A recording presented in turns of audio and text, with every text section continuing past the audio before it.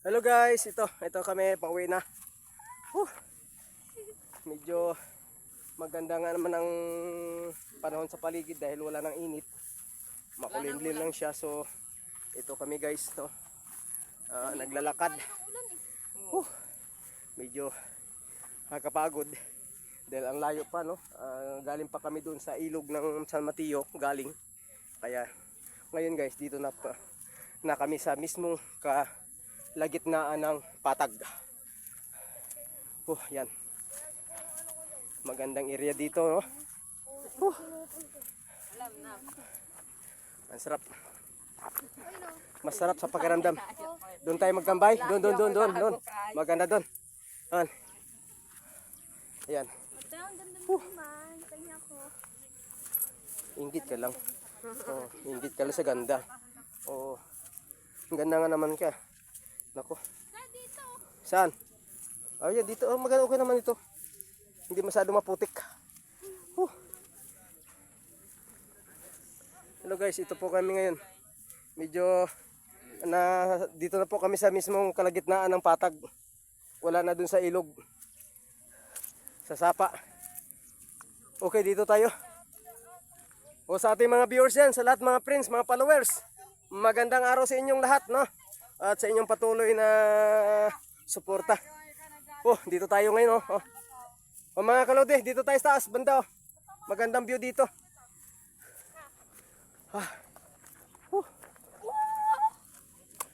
Wow.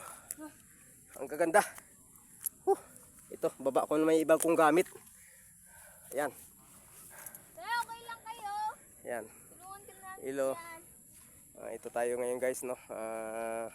Medyo pahinga muna kami dito sa may area. Dahil dito guys ay natatanaw po namin yung bundok ng San Mateo. At lalo na po ito, nasa tabi po kami ng subdivision po ng Pilinbis, no. So ito guys, makikita nyo yung tanawin po ng bundok, no. So nasa oras na po kami ng alas 4 siguro ng hapon, ano.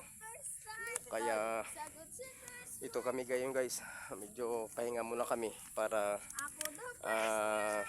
kunting rest muna dahil yung aming lalakarin mula po dito hanggang doon sa Lupang Pangako ay mga nasa kalating oras, no.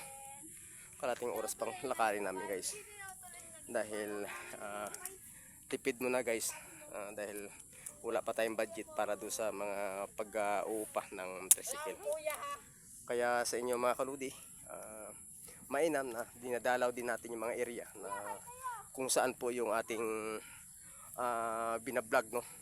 Yung area na kung saan ay pinapakita natin sa lahat na walang humpay yun, walang humpay yung kagandahan tulad nito. Kaya sa inyo mga kaludi, kahit pagod ay hindi po natin iniinda yan.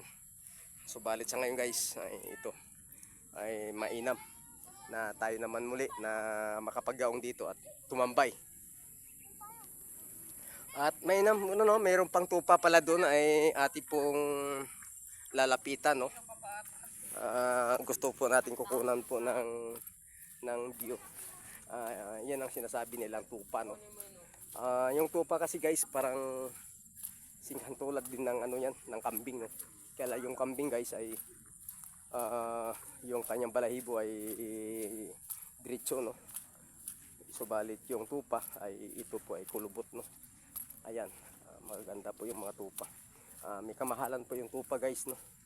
So dito guys ay napakaganda. So tingnan nyo guys, no. Tayo po ay palalapit sa mga hayop, no, tulad ng tupa. Ang ganda po nilang tupa guys, oh. Ayan. Bihira lang po ito na may mga alaga tulad nito, no. Yun po guys yung mga tupa. Yan guys. Yan po sila, no. Yan, ang gaganda po nila. Ayun. Yan po yung mga tupa. Takbuhan na sila kagad, oh. Ayun. Maila pala sa tao kasi sila po ay walang tali, no. Kaya malaya sila.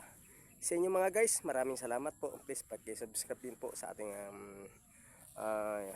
channel. No? God bless po sa inyo ulit.